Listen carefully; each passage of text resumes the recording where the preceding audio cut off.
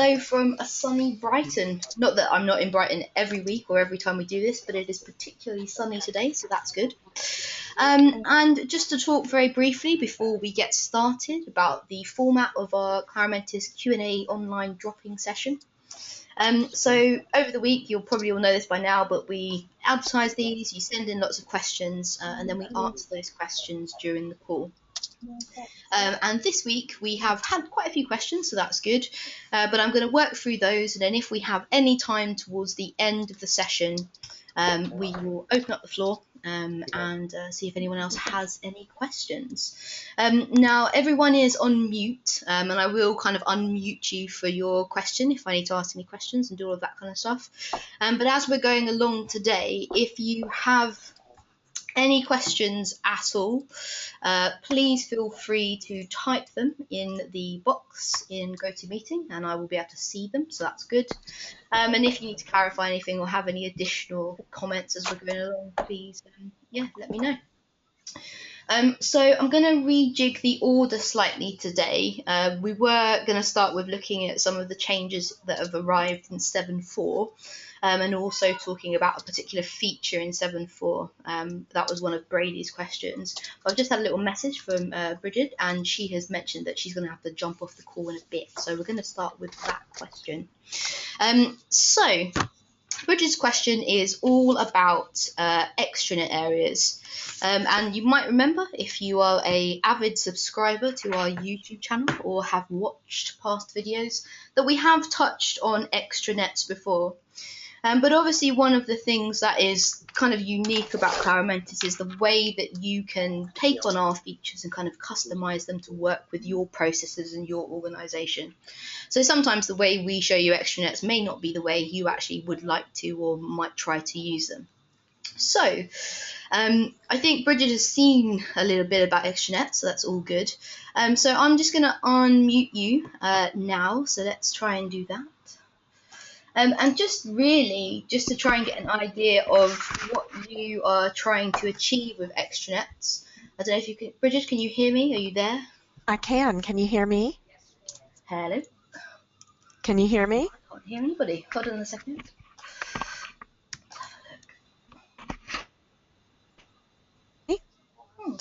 Bear with me 2 seconds. I've lost everyone's audio. Hold on a second.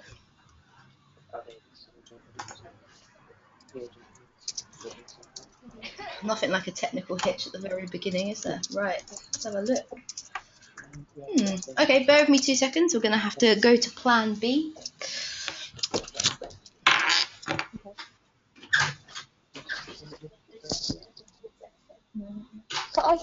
What, you can't hear anyone? Yeah, I can hear her. Oh.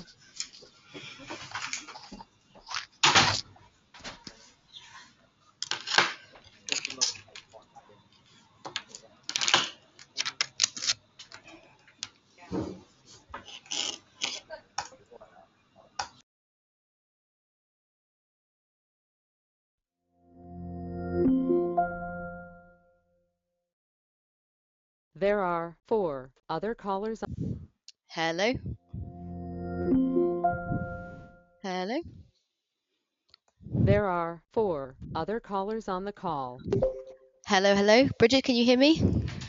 I can hear you. Brilliant, perfect. So sorry about that. I had one headset and it just wasn't working. So hello, thank you very much for your question this week on extra. Sorry about that. There's a mad panic just trying to find another headset. You know how glamorous it all is. Yes. Yeah. So what is your question and how are you guys trying to use extranets? So we are trying to use an extranet for new hires to provide information, but they haven't quite started yet. So we don't want to give access to everything. So we created an area like was shown on the last drop-in session, but once I go to the extranet, it doesn't look like I have any admin rights, and so I don't know how to edit what's showing, like edit pages or create new pages within the extranet. Okay, so is there any particular reason why you're going for an extranet over, say, a group? Are there any sorts of thought processes behind that? Um,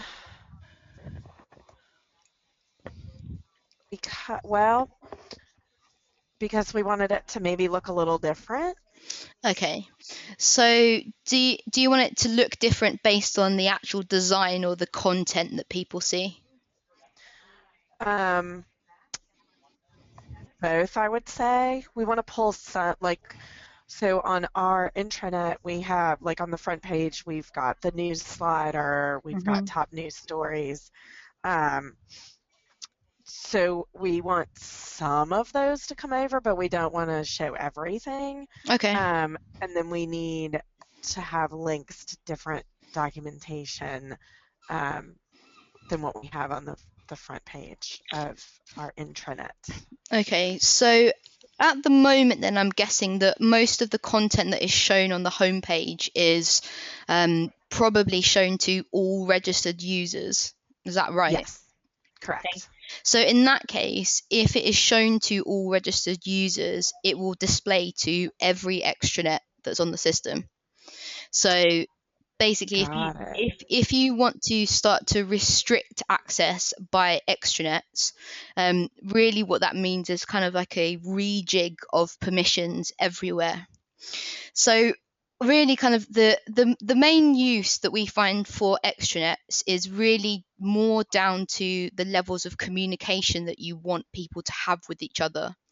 So if it's so if it's a case of, let's say we want to kind of show and hide different content to different people, if we don't really have a problem with them seeing lots of different content along the way from different groups, different people in the system, we could just create a group for that level of users, because once they are started, once they're out of that new starter group or area, whatever you want to call it, they can then move into the main group or the department group that they're in.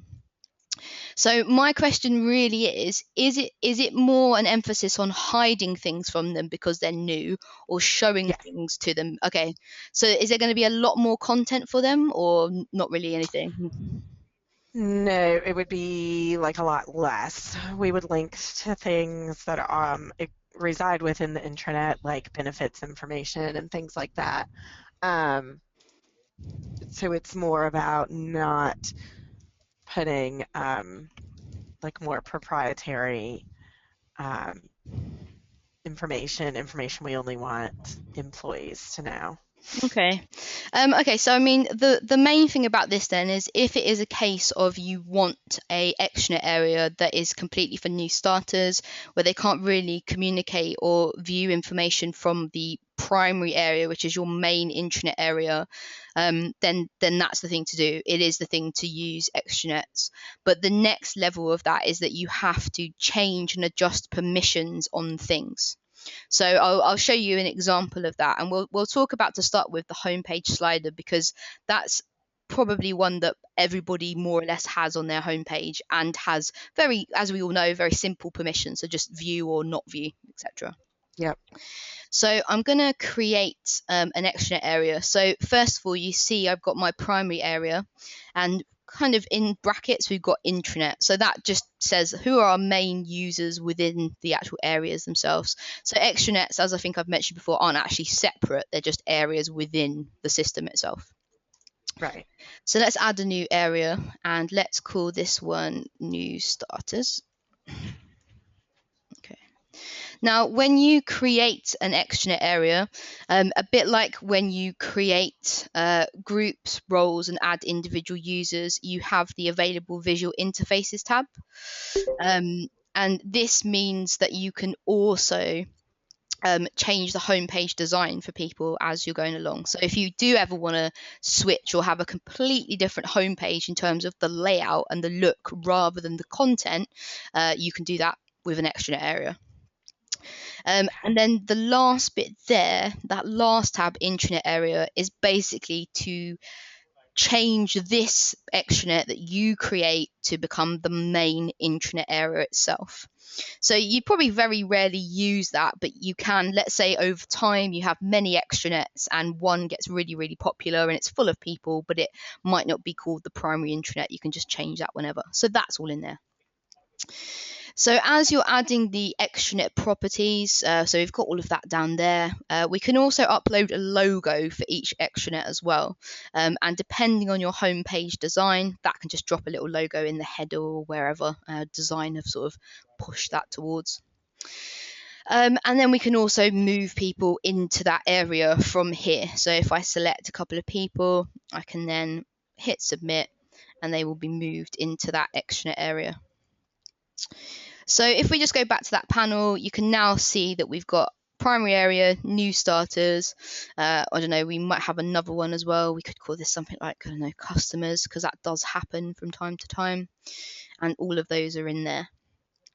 So for me, one of the things about extranet areas is I think the terminology gives them quite a lot of, what's the word? They sound very kind of powerful and majestic, like they're these huge expanses of areas where lots of people sit and do stuff. But actually, what they do is separate users out in a more sort of definite way. So whereas with groups and roles, actually what we're talking about is kind of having an understanding of where people sit in the company and what they should see because of that, and what people do with the intranet and what they should do with content because of that. And actually, extranet areas is not a massive leap forward from that because we use them in the same way with permissions. So if you get to the point where you have been working with the primary area for a very long time, you probably will have got in the habit of creating content and simply adding, let's go for homepage slider because that's what we're working with. So when you go, we all know this motion, we add the slide. And then actually we're probably just very used to leaving all registered in there or adding all registered. But what the extranet area does is it gives you just something else, another area to add in these permission boxes. So if we remove all registered, you can see in here, I can start typing primary area. I can start typing new starters, and I can start typing my customers extranet area as well. So the kind of dilemma here is if you go from a very established system into one where you want to break down extranet areas and you really want to restrict what people see based on that, you kind of have to review most of the content where all registered is dropped in. Because actually what we need to start to do is where we're talking about our kind of main users, instead of putting all registered, we actually want to start putting primary area in there, so they can see a particular piece of content. And the same with new starters. So in here, we might have a slide which is welcome new starters, add a bit of information in there. Let's add that in there, that'll do. Add new starters. So we treat it really, it's just like an extension of permissions. But the main point here is the level of communication and accessibility those users have to other people. That's the kind of crucial bit, because we're basically stopping them from understanding that anybody else exists on the system apart from the people in the main primary area itself. So they can kind of communicate with the primary area, but they can't see other extranet users. So really, they sort of only work if you have more than one additional extranet area is the main point. So in here, even though if I go back to the homepage slider, I don't think I should be able to see the last one because I'm not in that given extranet area. But if this one in here is set to all registered, then those people who are new started will be able to jump on and see that as well. So I think kind of for your case, a part of me thinks that it may be worth, well, either way, you're going to have to review permissions in order to get this going. So you're going to have to take out a lot of that all registered stuff and replace it with primary area or something like that. But the difficulty comes, and this is probably the bit where it's a little bit confusing in terms of how we talk about it from time to time, is that I guess the point is lack of communication between user groups, and that only happens outside of the primary area.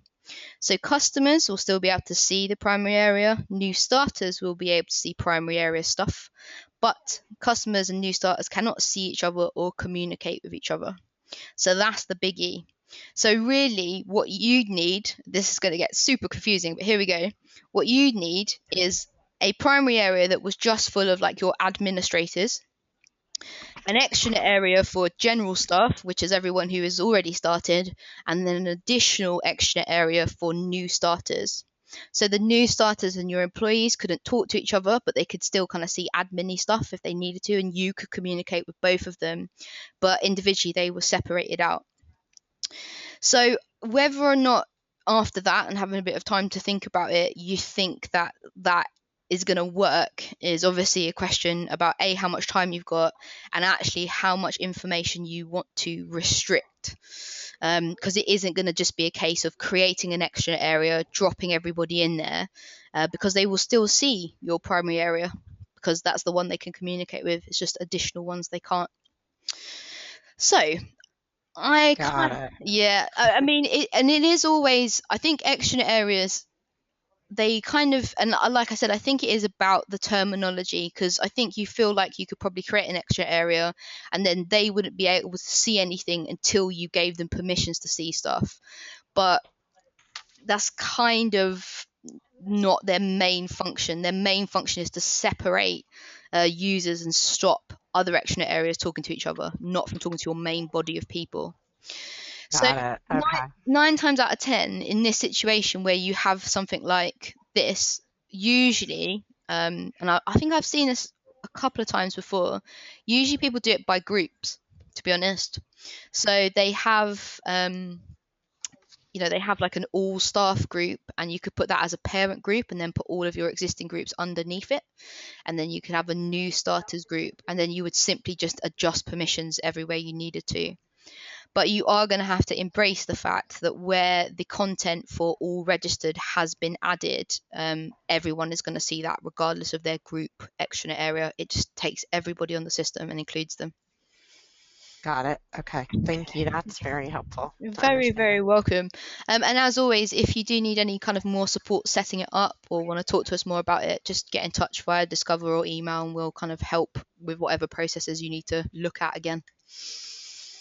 Okay, great. Thank you, Holly. No, thank you so much for your question. So I'm gonna mute you again now. I hate muting people; it's the worst. But it was lovely to speak to you, and let's jump on to the next question. Okay. In the meantime, I've just noticed a note from Nicole. So the question here is still kind of about homepage slider, which is good because we were there. So let's have a quick dive into that one. So Nicole's question is, when somebody or when you permission slides to various user groups, extranet and intranet, so yeah, that's cool, how many slides can each group see? Is it up to 5 each or only 5 in total? This is an excellent question. I love this question because homepage slider, like all content, is of course permission based, but then it does have a visual and display restriction in that it can only show 5 slides at a time. So it is very, very common for you to have an admin panel for the slider. So let's go into there. And remember, we can only create slider content from the admin panel itself. So in here, let's delete the test slide because that doesn't look very interesting. But let's undo that. Okay, so in here I have got 1, 2, 3, 4, 5, 6 slides that are active. And if I go to the home page and refresh, you'll see that I only have 5 navigation buttons there. And how this homepage slider works may be different. You might have little arrows on the side. You might have a vertical slider as well, but we're talking specifically about this horizontal slider. So it shows up to 5 slides. That's it. And so the question is it up to 5 each or only 5 total? So it's 5 in total on that homepage. But the tricky bit is you will come into the homepage slider and see loads and loads of active slides.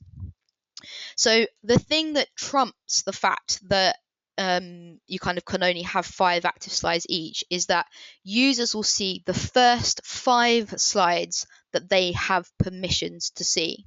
So for example, if I have access to welcome to new starters, so let's go into that, and I'm going to change this to all registered and hit save.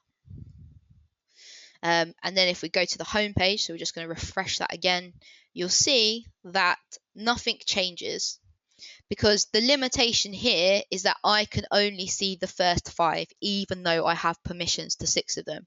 And if I move it round, so if I move new starters to the top, hopefully, this is where we do a drum roll, the Mexico one will bump off this list. So there's new starters. And if we go through that motion in there, you'll see there are the first 5. So there's a few things in play here. The fact that the homepage slider can only accommodate 5 slides in total, and that individual users are shown the first 5 slides in the list in the admin panel that they have permissions to see. And like I said, it's very, very common for you to have lots and lots of active slides in here, but it will only ever show people the first 5 that they have permissions to view. So yeah, it's kind of like 5 each and 5 in total, isn't it, really? As individual users, we go in and we see the content that we have available to us, but bigger than that, it can only accommodate 5 slides. I do like homepage slider. I think also if you use permissions, it can be a very quick way for you to customize your homepage. For example, you could have a slide for each of your groups or locations and make sure they were the first people in the list to see that because of the kind of order here. So as well as highlighting news and applications, it's actually quite a nice way to, get people into the system and welcome them. And Nicole says thank you, which is always good. Thank you. All right. Okay, so let's talk now a little bit about 7.4. So as you know, we do incremental releases or point releases. So we had 7.3 and we talked about that, I think, on one of our first videos. So it's good to reminisce. And now it's good because we're talking about some of the changes and the updates that have arrived in Claromentis 7.4. And really talking about 7.4 has come off of the back of one of Brady's questions, which is about linking documents. And if you are a kind of, I was going to say seasoned document management system user, but that sounds terrible. If you like using the document management system and you've had a good poke about, you'll notice that we actually always had the ability to link documents, but the way that we do it now in 7.4 has changed. So we're going to touch on that as well. But I just wanted to give you a quick run through of the things that have arrived in 7.4, which are most noticeable. We have a little document which I will forward on to all of you on the call today, so you can review that, which goes into a few bits and pieces in more detail. So today we're just going to talk about the main instant kind of arrivals and what's happened. So let's start at the good one that everyone likes, which is what browsers are we now supporting in 7.4? Well, the good news is nothing has changed in between 7.3 and 7.4. So our supported browsers are still IE 9, 10 and 11, Chrome the latest version, Firefox the latest version, and Safari the latest version. So you don't have to worry about any kind of jumps in what we support and don't in between these 2 releases, which is nice because there's some cool things in 7.4, I think. So one of the kind of, I think, best and biggest changes is to search and how searching has evolved in 7.4. So anyone who's kind of not on 7.4 yet, doesn't really narrow a lot of people down, but anyone who's not on 7.4 yet is very much used to this search bar at the top. And in there, you will find some people might have a drop down to the side where you can choose intranet, people, news, or some people might just have search, and you can kind of look through bits and pieces in there. Now, in here, searching looked through published pages, documents, forum posts, news, and knowledge base. And I always forget the last one, but there was another one. So it wasn't particularly kind of like a kind of universal search, but each application did have its own dedicated search in there. So we kind of got used to working with those two different things. So how has searching changed in 7.4? Well, now we are using something very exciting called Elasticsearch, and that on its own is just great in the first place. But what does this actually mean? So first of all, it means that the system is indexed and all of the information that you add to the system is recorded and saved by Claromentis very, very quickly, so you can search things pretty much instantaneously, which is cool. Searching is also faster. And also we have started to search other modules. So more modules are being integrated, there we go, with search. So things like knowledge base, info capture, policy manager, etc. And also it's kind of just changed the way it works. So we'll have a look at it now. So I'm going to look for a document. So let's search for a document. So now you can see that was super, super quick. So it happened before I even looked back at the screen, which is good. And you can see at the top here that the way search appears has slightly changed. So now we can actually filter through different modules on the system and look for our search results in there. So we can actually narrow that down. I realise now that calendar wasn't a particularly good search, but you get the gist. Also, what's cool is we can directly look for people in here. So if I search for me, there I am. I can see all of this information here. There's my user profile. There's any content where I'm in. And you can also see, this is a new thing, that we have a small kind of snippet of the content that you're looking for. So this will be a lot more kind of familiar. And, it's a little bit more like a kind of search engine kind of look and feel. But also from here, you can obviously click on people and find people a little bit quicker. So where before, quite traditionally, people would have to go into things like applications, people, and then search up here, you can just now go straight to this search box. And it's also great if you use info capture, policy manager. Info capture is a big one. The fact that we can now kind of search all of that stuff as well. So that's one of the big changes. And you also have a bit more of a kind of options in the search admin panel as well. So you can kind of, help people you can configure how search works. So if we go into admin and we find search, which is right at the bottom, we can see here that we've got things like search recommendations that we'll be familiar with. We can also choose the applications that we can add to search. So in here, I can add blog. Let's add a few more. Let's add info capture. Let's do the whole hog, shall we? Let's go for policy manager. And then let's go for innovate as well. So you can see that now what we have is a lot more control, and you have a lot more control over how search works, which is quite cool. And you can prioritize those applications that you use most, which I think is one of the things that this change in search really benefits front-end users. So it's really saying, right, what are your people using and what's important to them? And then making sure that those results, come back as high as you can get them, or they have they're as accessible as they can be to them. So that's very nice. And if we go back to search here, let's go back and should we have a look for me again? Not that we've not got anything better to look for, but let's have a look. So there you go. So now you can see we've got a lot more options. We can also find me around different areas in the system. So if we go through that, probably no documents, but if we click on info capture, you'll see there are support tickets that are assigned to me and all of that kind of stuff. I think I have a few posts in blog as well. No, I don't. But yeah, so you get the gist. So search is a lot stronger, and there's also a lot more you can do with it. And this is nice because, we kind of felt like having quite, not limited, but it was quite difficult for users to understand that search didn't look through every single thing at once, and they had to kind of, use a drop down and all of that kind of thing. So this is new, and this is very nice and very elastic, which is cool. All right.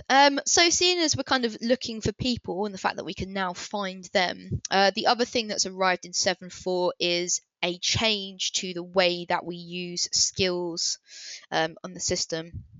And many people, when you mention skills, are kind of like, what? What do you mean skills? What are these? So if you are familiar with skills, this was something that you could set up where anybody or any role that you created, you could then attach a skill to that role. And any user that you dropped inside that role could then say, I'm really good at this skill. But they weren't really linked to individual users. They were linked to their position or them in their role. So lots of people used it. It was good. It had its purpose. But now what we've started to do is actually focus more on individual skills, and we also brought in endorsements as a part of that as well. So you can have a skill, you can be really good at it, and people from around the system can endorse you for that skill. And this is excellent because one of the kind of limitations of skills being attached to roles is that quite often your roles will be very intranet central or centric, that one of those. But the fact is they'll be related to the intranet rather than what you do in everyday life. So now we've moved forward, we've got people endorsements rather than kind of like role and skill endorsements. So let's just have a quick look at what they look like. So let's search for a user. Let's go into there.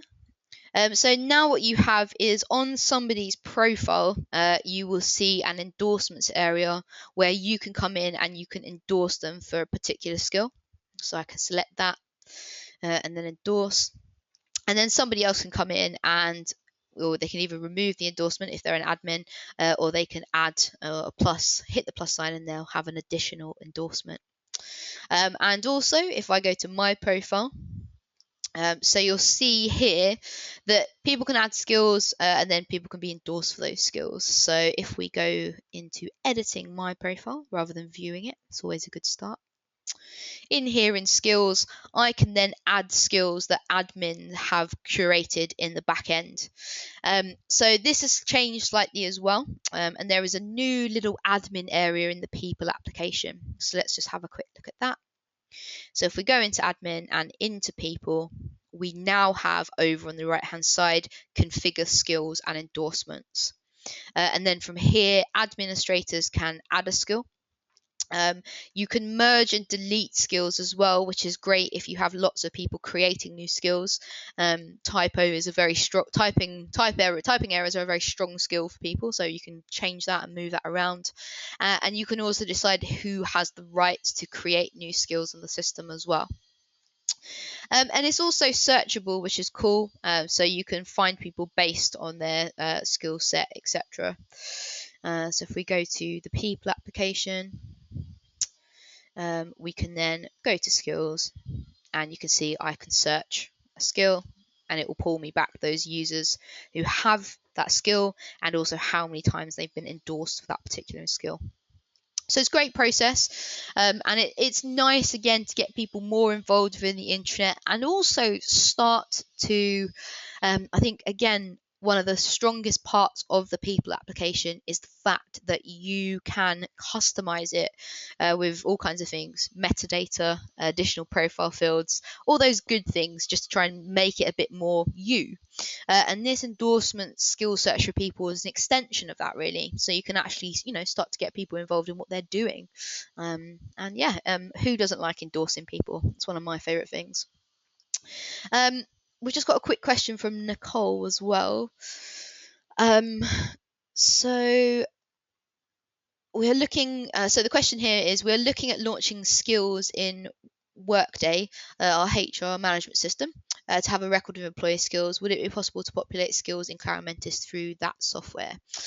Well, anytime where you use an existing piece of software and you want to integrate it with Claromentis, we need to know a bit about that bit of software before we can say if we can do that or not. So Nicole, I'm going to grab that question and I'm going to grab that question and I'm going to have a chat with our product and dev team and get them to get in touch with you. Yeah, it's a little bit out of my remit, but hey. But that's a good use, and I think exactly that. I think it's really important to know what people are doing and bits and pieces like that. Incidentally, if you are looking for a kind of system to start capturing things like training records and any kind of events and courses and learning that people have done, our new learning platform is available as well to do that. So Nicole might share some information about that with you as well. Okay, so right, so those are the kind of main little bits for that part of 7.4. There are cool changes to info capture, which we're not going to look at today, but you will see in the article, in the documentation I send over to you, and some really nice things like, you know, easier exporting and importing issues, better HTML notifications and stuff like that. So lots of new things arriving in 7.4 info capture if you do use that. We've also updated holiday planner reports, which a lot of people will be happy about, which is good. And Brady, don't worry, we're going to get there. The one thing before we talk about document links that I'm going to just show you very quickly is blogs. So blogs is a application that arrived in, I think, 7.3. So blogs was great because the idea behind it was that individual users could have a place on the internet where they could share information with people. And again, more about making it an essential resource for communications and collaboration, sharing and all that kind of stuff. So blogs is pretty much identical in use to news. You come in, you add a post. In fact, it's actually, I think, I'm gonna go out on a limb and say it's pretty much identical to news when you're writing an article. But the difference with blogs is that it was very much geared to humans and individual users rather than this idea that you have a channel which lots of people pour content into. So it's very much about ownership of a blog for individuals. So you can see here I've got things like my blog, and that might say my name, etc. So the new thing about blogs is that now it has an admin panel. So before, it was very much that anybody could come in and create a blog, and it was kind of very much geared to entrusting individual users with the ability to kind of manage content and, you know, oversee their own content creation, which is pretty fine, and I think we should do. But, you know, sometimes stuff slips through the net and all that kind of stuff. So now we have an admin panel, and this allows people to set up blog channels. And a channel is effectively a blog, but you know the word channel's there, so there you go. And this allows admins to create blogs and give them an owner, so you have that element of ownership, which is great. But also now in 7.4 you can also create a community blog where you can have lots of people who can contribute to a particular blog on the system. And I think it's just really a separation and trying to get people away from news and how they work, and just more of an emphasis on kind of personal information and personal and community blogs really. And I think that blogs now are a good thing to use if you quite often news is very much the star of the show on the homepage, as you can see. I mean, this is an example system, but you can see there is news. So a lot of people get in the habit of using news and kind of, I don't know, it's one of those difficult ones because you never really know if people are reading them. I like to believe that they are, but I think there's very much an emphasis on, right, news is us as an organisation sharing content with people, and it's always quite limited. So blogs is quite nice because you can actually subscribe to people's blogs. You can go in and you can have a read of lots of different information that's happening. And you can obviously create your own blog as well. I don't think I have any subscribers to my thoughts of the day, but there's always time. So that's a new thing as well. Blogs now has an admin panel, so you can manage channels and you can create community blogs as well for lots of people to get involved in. And as you can see, the permissions are similar to news: add, edit, publish and approve, edit, permissions and properties. So you can actually create a blog and give people the ability to add other users to that. And as we know with news, the only way that you can change the permissions on a news channel is to have admin access. to the news application itself, which actually means if you have people that are collaborating on a news channel, if they want to add someone else, they have to find someone who has access to news admin and get them to add them to the channel. And yeah, so that's kind of like a highlight of 7.4. So now we're going to go to the last bit, or the last newest bit of 7.4 that we're going to talk about today, and that is document linking.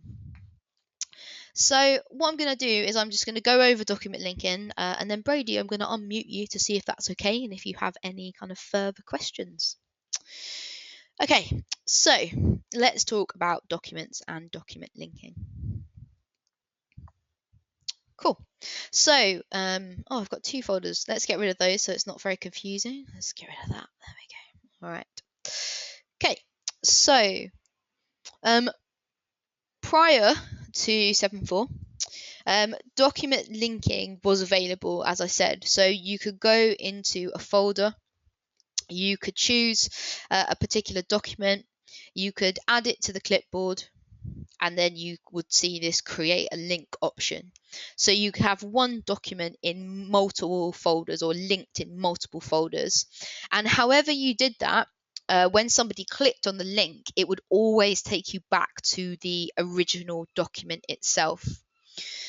So this meant that pretty much every time you went back to the original document, permissions might be a bit different. It might be a bit all over the place, and it would just kind of be difficult to manage. So what's happened now in 7.4 is when you link to a document, it provides a read-only link for that particular document for users. So we've gone from clicking that link and it takes you back to the original document to it actually simply just being a reference point and a link within the document management system. Now, I love linked documents. It's one of those very underused features. And if you have a particularly big document management system, which there's nothing wrong with, you might find that you have lots of useful documents that are applicable to lots of teams. They all have their own document management folders, and probably ignore the one that you've called important documents or useful documents in this area. Or you might have a shortcut to a department's documents, etc. So linking is a very nice way to quickly make sure that you only have to upload a document once, which everybody loves. That's good.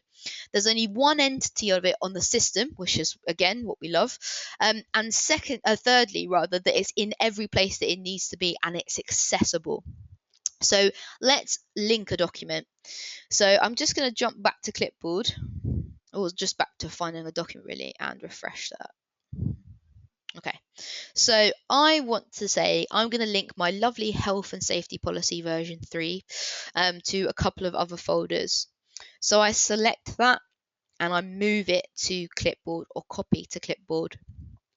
Now, clipboard is available in the front end and the admin panel, and it's one of those applications that is very, very good for we're in the admin panel anyway, is very, very good for bulk updating documents. So you can change the metadata or documents on 50, 60 documents, that'd be fine. And you can also change the owner of documents from the admin panel by clipboard. But in the front end, it's a little bit more streamlined. Here we've got copy, we've got move, we've got create a link, and we've got email to someone. And obviously the last one is remove it from clipboard, but we don't want to do that right now. So I've added that to clipboard, and I'm going to go back to my documents, and you'll see that it will stay on the right hand side. So it's all there, clipboard actions, all great. Now we know that we can't drop documents into the root folder of documents, so we need to choose a folder to go into. So let's go into link documents. And now all of those options reappear, so I can copy, move, and then create a link.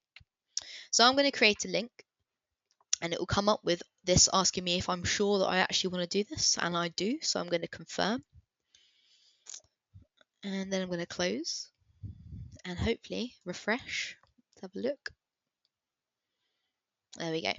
So now what we get is a link to this document, and you will notice that instead of, let's just go back one step and have a look at the original document. So instead of our little Microsoft Word symbol or our document symbol that we've got there, we now have this little link symbol. There you go. So if we click on that linked document, this shows us a read-only access. So it disregards any permissions that are on the original document. So let's say I link to a document and you didn't have permissions to see it. It's very complicated. So it disregards all of the original permissions on that document and provides a read-only link. Now, this is great for lots of reasons. One, of course, our users can come in and see the original version, so that's fine. They can also download it and view it, because remember, read only or read or view means read and download. But they don't have the ability to edit it. In fact, nobody does. I'm an administrator. I'm an administrator for this particular folder, and you can see I can't check this document out because it's just a reference document. But over here on the right hand side in this yellow box, you can see I've got a link to the original document. I can then click that and it will take me back there. And as an admin, I can now check out that document and download it. So let's just link that document to a couple of other places. So let's go back in and find it. And I think this one's particularly linked documents are particularly useful for things like policies and forms and stuff like that. And like I said, if you want a quite very organized, systematic document management system, it's quite cool. So we could go into Teams, and I could say, right, I want this health and safety policy to go into training. I want them to be able to see it. Oh, let's go back. There's too many documents in there. Let's go into support. So I want that to be linked in there. Confirm that. Okay, and close. There it is. And then maybe I also want to go back. Let's go back one step. Then let's go into services and link that in there. Give it a refresh.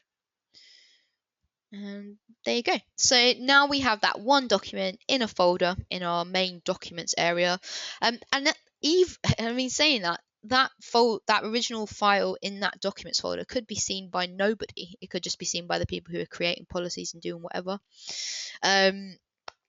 But now, if we click on it, it will show us the same document everywhere and be read-only. And like I said, you'll only be able to access this if you have permissions to the original folder.